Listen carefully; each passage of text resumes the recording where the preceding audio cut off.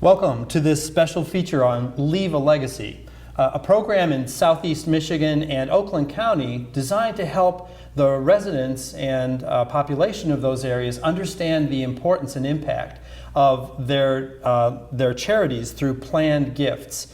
Now, in Southeast Michigan, we are all pretty familiar with regular charities, giving to charities regularly in our lifetime, but planned gifts are gifts that go beyond our lifetime, and we're going to talk about that. I'm Bob Alexander. I'm a longtime Lakes area resident. I am also the Director of Development at Angela Hospice and a volunteer for Leave a Legacy of Southeast Michigan. And I am joined by two experts in the field of planned giving. I'm joined by Jane Alessandrini of the Detroit Zoological Society and Rob McGregor of Wayne State University. Would you guys introduce yourselves? Give us a little of your background. Thank you, Bob. I'm happy to be here today. I've been working on behalf of donors with charities around Southeast Michigan for almost 30 years. I spent 6 of that in gift planning specifically, and I've worked with 3 different hospital systems, a human service agency, and also with the Detroit Zoo. Tremendous. That's a great experience. Thanks. And Bob, I am with Wayne State University, and I am the Senior Director of Planned Giving at Wayne State. My background is I'm an attorney. I had been a wealth manager for 17 years, so I come at it with the perspective of asset base and the understanding of the different assets that people can use for the gifting and the tax ramifications. Okay, asset base. We'll have to learn what that means. Yeah. I want to start with a couple of sort of cues or important points about Leave a Legacy. I want to make sure that we all understand at the outset that Leave a Legacy is not an advocacy organization for any particular charity or even for any particular professional consulting for charity. We're just an advocacy organization for the idea of planned giving and the idea of it in the community that we serve. So I just want to make sure that that's a ground rule that our viewers understand and know. Secondly, before we launch into planned giving, I want to talk about regular giving. I want to talk about charity in our lifetimes before I talk about charity beyond our lifetimes. So Jane, that's kind of a question I wanted to ask you. Is charitable giving really impactful? Does it really make a difference in the community that we live or to charities? It makes a huge difference. Okay. It oftentimes makes the difference in terms of an organization being able to really move forward in its planning and in its progress.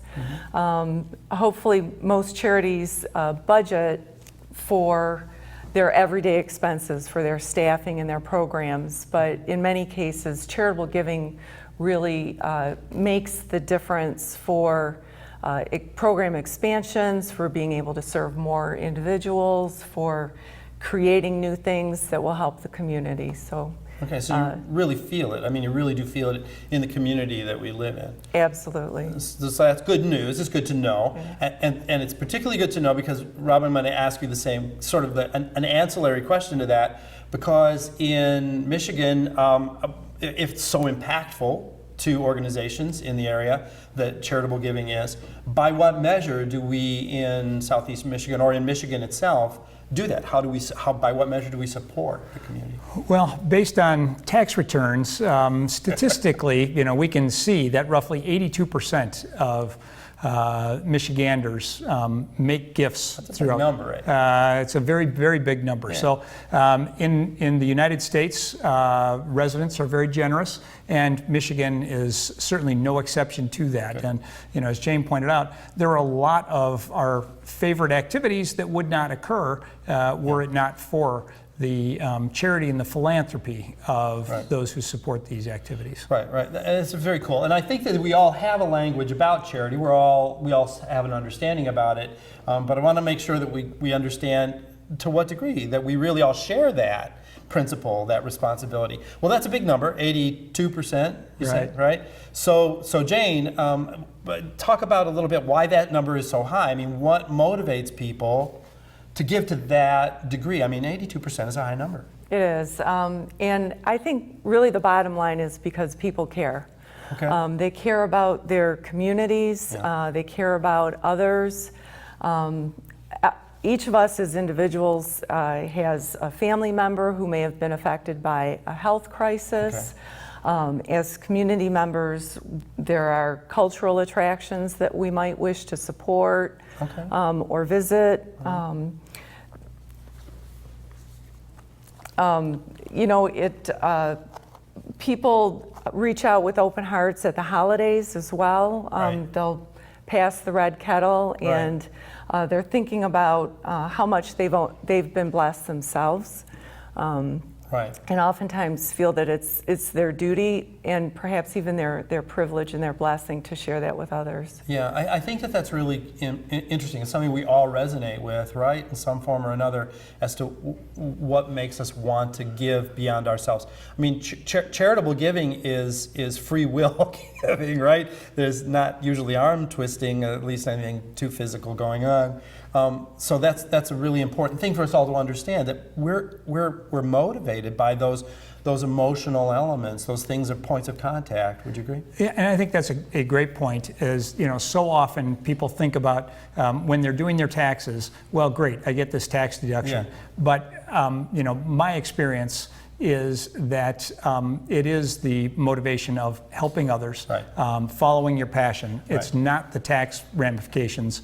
That, you know, that's a nice benefit, but that is not the reason that pushes Americans and Michiganders to be... Not regular people, not most of us. I mean, because the tax issues are something sort of ancillary to us. It's the emotional, it's the contact, the connection. And I know this kind of sounds like a silly question, but I think when we dig into it, it's not as silly as it may sound, Jane. It's that how do people do that? I mean, how do they give? How do people in Michigan or how do people around the country give to charitable organizations? Well, it certainly runs the gamut. It can be, you know, as I mentioned earlier, putting some cash in the collection plate at their house of worship, or in a collection box, even when they go through a drive-through at a fast food restaurant anymore. A lot of them have those collection boxes. If they receive an envelope from a charity that they've supported in the past or have had some experience with, they'll write a check and send it into the charity.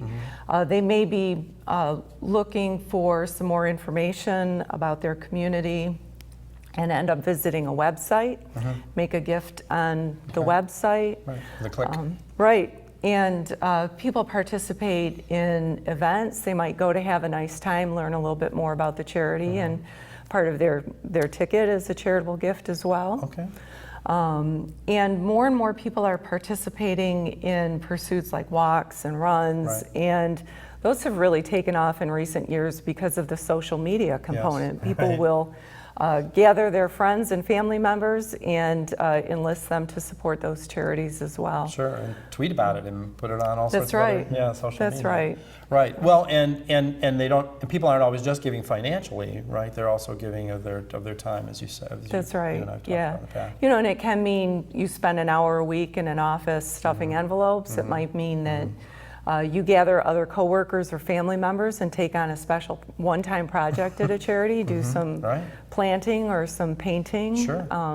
And quite often a lot of those things go hand in hand. People become invested in the charities where they're giving their time, giving their funds, being participants. They realize it really resonates. It's woven into them, the things that the charities themselves are doing. Rob, I want to talk about some of the sort of the donation or the giving vehicles that might be around. I know. Yeah, you know, I mean, it's common language for us, but I mean, what kinds of things do people do? I mean, writing a check, that's easy to understand. Cash in the bucket, but and you know, that's true. That you know, so many people just think, well, I'm going to give to charity, so I'm going to either give you cash or I'm going to write a check. And the reality is that it all spends the same for us, for the charities. And so let's think about what can be the most tax efficient for the donor. And you know, that's one of the other emphases that we put on with Leave a Legacy, is to think about how you can gain the best efficiency with your gift. So thinking about things like appreciated stocks and securities, using IRA funds if you're over 70 and a half to make a contribution directly to the charity. Giving gifts in kind. Can also be of benefit to the charity. So there are many things. Certainly the easiest for everybody is often the check, but it's always worth talking to the professionals at that charity about what other ways could I do this to make sure that it might help me. There might be other things that can help me while it continues to help you. I mean, Right. we always know that the charities are tax exempt, so they're not going to pay the same tax that you and I are as individuals. Right, and I know for retirees, there are some particular things that can be done based on minimum required, whatever. That there are a lot of things that can be sort of creatively looked at. There so that are. it isn't cash out of your pocket necessarily or right out of your bank, but there are other ways that people do it in their life. There are, Bob, and especially for those over 70 and a half, you can do a direct contribution, charitable IRA distribution that will go directly to the charity. Right. It will prevent, it can be up to $100,000. You don't end up having to claim that as an IRA distribution, so Right. you don't get the 1099-R at the end of the year. Right. And so therefore it doesn't require that you itemize in order to take that deduction. Right. It just automatically comes off the top. You don't reflect it as income, but then you don't reflect it as a charitable contribution. And that's a very efficient way to reduce those otherwise somewhat tax inefficient assets like IRAs, Right. where it's going to come out as ordinary income. Right, and could actually hurt you in a way. And your errors. Right, and your heirs. So there's a way of sort of preventing that pain. Right. By being charitable, which anyway, that's something that's an emotional base Exactly. on it. And perhaps the best thing about that is that it allows you to maximize the gift to the charity. Right. You can give more in a way because Right. of that. I want to touch on a quick word we talked about. Rob dropped the word philanthropy, and this is one of my I don't know, my soapboxes. I love to help people understand this. Is that as we're talking about philanthropy and philanthropists, and we're dropping dollar amounts, $100,000 is a lot of money, so we're talking about a ceiling. I'm more interested in the floor sometimes, just as because of the kind of income that I have. But philanthropy or philanthropist, it's got such an interesting etymology, the core root of the word. When we think of philanthropists, we think of people like Bill Gates, and we think of people like Warren Buffett and Andrew Carnegie. I mean, we think about those guys who really named buildings and nearly whole countries after themselves. But the literal meaning of the word philanthropist is really just a word that backs off to mean love of humankind, love of people. Philo is a word for love, and anthropy is a word for people. And the literal fact is that anybody who donates because of that heart that we talked about is kind of a philanthropist. Isn't that true? I think that's just kind of remarkable, because it kind of puts us all in the pocket of not just charitable donors, but we get to wear the label philanthropist, which is kind of cool to me. Because it reflects on who we are and why we give. Okay, so I'm sorry. All of that being said, I really want to talk about any stories. I mean, any anecdotes. Is there anything where you've seen the kind of philanthropy that we've talked about in lifetime philanthropy acted out, and what does it do in the life of an organization? Not in an abstract, but in a real. I mean, have you seen something where a living donor gives a donation and it makes a difference?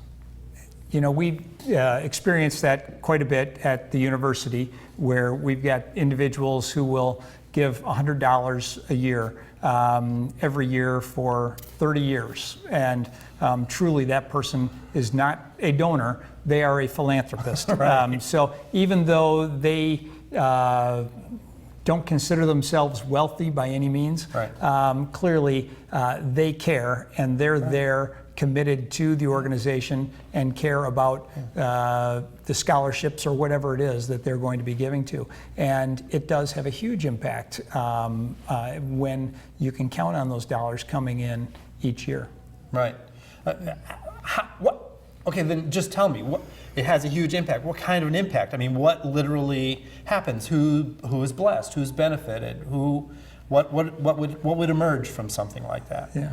Well, in the case of someone giving to scholarships, Yes. $100 to scholarships is terrific, and we're always thankful for that. And so when we get many different philanthropists coming together, Right. then that reduces the burden of someone who otherwise wasn't going to be able to go to school, Right. or was going to have to take on so much student debt Right. that they weren't going to be able to finish school. Right. And so this allows opportunities that wouldn't otherwise exist. And again, so for someone to think, it's just $25, it's an very important $25 Right. that we are very thankful for, because it's that 25, the next 25, and the next 25 that really make a big difference. Right. I mean, there's a critical mass in the kind of donations that are accumulated by many people.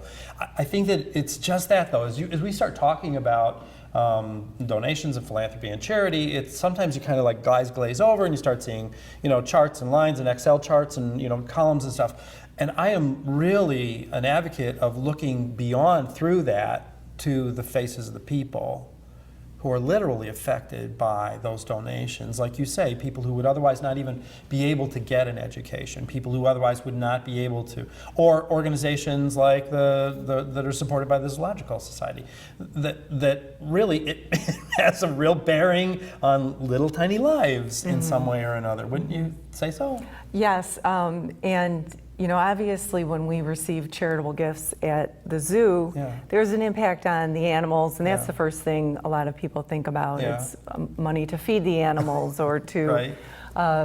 pay the keepers who take care of them Sure. every day. But Sure. it's such a privilege for me to walk the grounds and see, for example, children there on a field trip, and some of those field trips are sponsored by philanthropy. Sure. A lot of school districts now are in a position where the cost of bus transportation or a day at the zoo is out of reach for Right. them. Right. And contributions make that program possible. Right. And if I happen to walk by and see a child have a really captivating moment, with an animal that perhaps they've never seen before Sure. and always wondered about. Sure. And it even goes beyond that moment of wow. Hopefully you've helped make that child more curious about the natural world. Correct. And how they can have an impact, or perhaps even thinking about a career in science. Right, it resonates through their lives in many Absolutely. cases. I like to sometimes, I don't like to, but I do sometimes think about philanthropy and think about it in sort of It's a Wonderful Life way. If it weren't for the philanthropists, what would be missing? And so darn much, right? Right. Yeah. So much would just be not there if it weren't for... Yes, I don't think we would recognize our world. We would not. Certainly, here in America, we do rely on private funding for an awful lot of things. Yep. And that is philanthropy and gift giving. It is. So now I want to talk about this surprising statistic. So I want to move into this thing and say, okay, we understand the magnificent benefit of philanthropic giving, the fact that we're all philanthropists, and the fact that we're able to support all the things around us. I want to talk about that, how we do that during our lives. Now I want to sort of realizing how charitable and generous that Michiganians are, and that we respond to needs. And you said there were 82% of us who did that. What happens beyond our lives? What statistic speaks to that? Rob. Well, it's a very big difference that so often we don't carry through the things that were important to us during lifetime. Right. We sort of forget about those things when we do our estate planning, and probably not enough of us do our estate planning properly. But we should be accounting for the things that were important to us during life, just as we're caring for our families and things. Think about those things that, if there was that ongoing $100 that you were giving to that scholarship fund, Right. well, how great to be able to endow it and say, great, I'm going to give 10% of my estate. And as I always tell people, hey, if you spend your estate down to nothing, it's 10% of zero, and good for you. But that 10% then can help to continue that that gift of that $100, so that it goes on in perpetuity. And that is really a great thing. But many of us don't. So in the statistic of 82% compared to how many of us, and do you know what the percentage is for people who do that planning, who think about that? Well, in Michigan, it's approximately 9%. Countrywide, in the U.S., it's approximately 3% who name their charities in their wills. So there's this wonderful arc and reach and compassion and everything that goes through our lives at 80-some%, and then beyond our lives, it drops down to crickets. It's like almost nothing. So why that bust? What happens? What knocks it off? What either of you, any of you, what are the factors that make it disappear? Well, I think there are a number of people who simply haven't paused to think about charity. They may be working with attorneys or planners who are accustomed to sort of doing a plan a certain way. Right. A lot of people don't realize that they can help charities after their lifetime and also take care of their families. It's definitely not an either or. Right.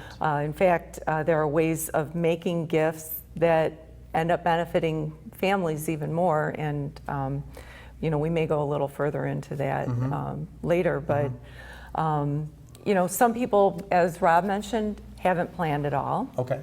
So that's another factor. Right. Okay.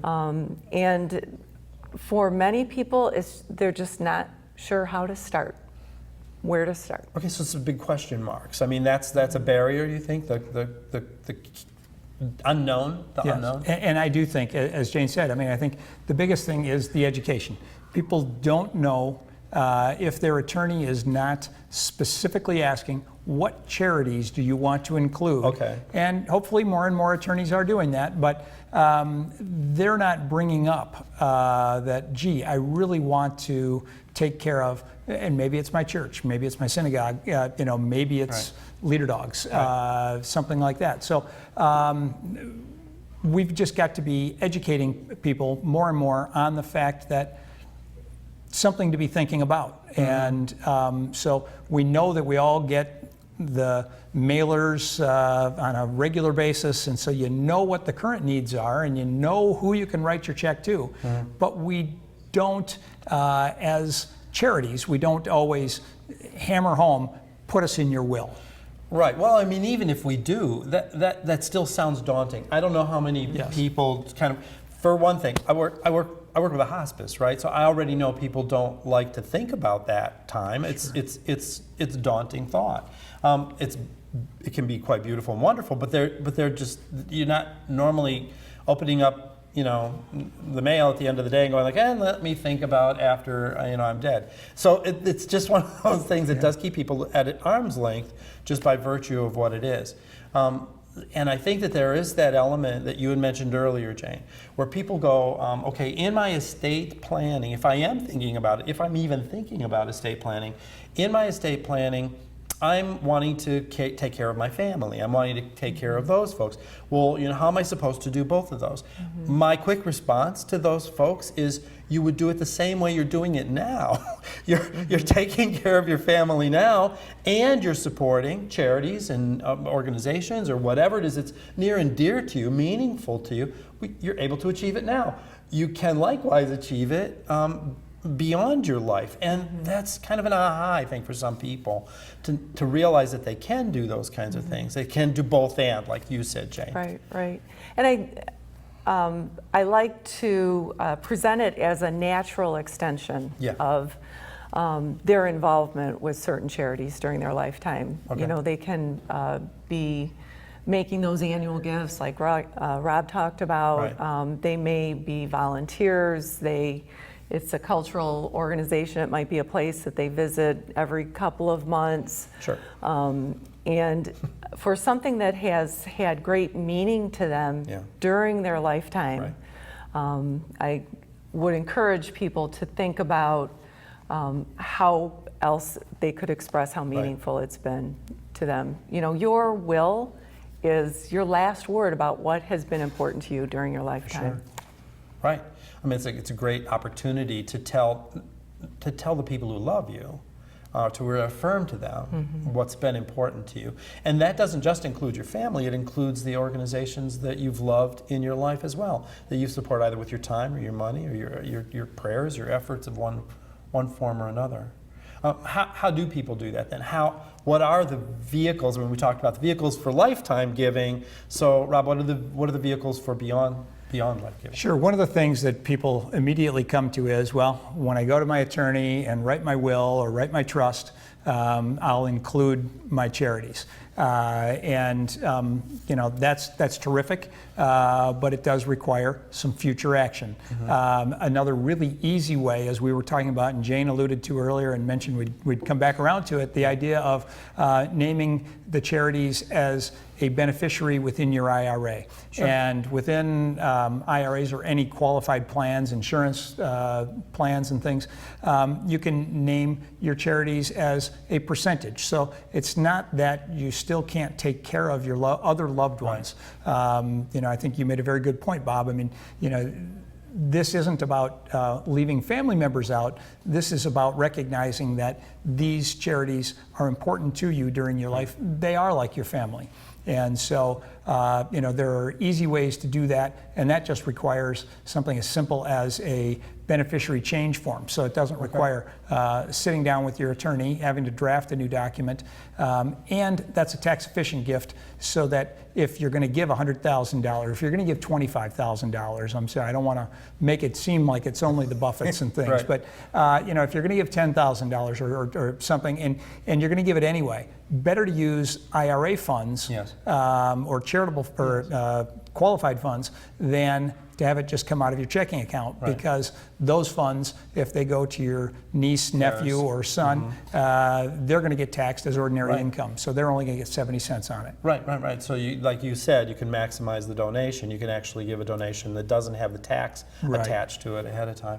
Yeah. Right. And I think that there's another interesting point, and you kind of alluded to it, is that if we do that in our wills or as our beneficiaries in our IRAs or in our insurances, that our families will not be surprised that we also care for another organization. They've seen us in a pattern of that giving all through our lives. And I have talked to family members who have called me on the phone and said basically just that. These are things that have been important to my mom, my dad, and you guys are in line, and we're eager to give it to you. It's a great demonstration of what's meaningful and what's important in our lives for those we love. And as Jane was saying, I mean, it's so important to be able to pass your values on to the next generations. And, you know, we often, or at least I encourage people to include just a letter in there about, you know, their values and their ethics, and stating why this is an important charity to them, Right. and, you know, what difference it makes Right. and has made in their life. And I think that's key. Yeah, it goes family all members. the way back to the heart of the whole thing. Why Yeah. people donate in the first place, what's meaningful to them, and it's not so much an exchange of dollars as it's an exchange of heart and meaning, and trying to benefit and bless the community that we live in. So Right. I think that's really, I think, one of the key messages that we as Leave a Legacy like to pass on to the community. And so we're hopeful that that's been interesting to you, that you've learned something about it. If you want more information about this whole idea, even just sort of paging through, obviously there's a website you can visit. You can go to leavealegacy.southeastmichigan.org to learn more about it. Or there's a phone number you can call. It's very simple to get to, 888-826-7900. Really, you're talking to regular people who speak regular people language and can help us understand how we can maybe articulate our passions of life beyond our lives, which only makes sense, truly. Sure. And Bob, as you mentioned at the beginning, Leave a Legacy is a group of professionals who are in this because we recognize that by Yes. any organizations in Southeast Michigan Yes. doing better and receiving more gifts through estates, Right. we all do better. So, Yes. there is never any commitment. This is a purely volunteer organization that is out for building up all the endowments in our area In the to help community. keep, Yeah, for sure. keep the community strong. Well, Rob McGregor, Jane Alessandrini, thank you so much for your help. I'm Bob Alexander, and we appreciate your time and attention. See you around town.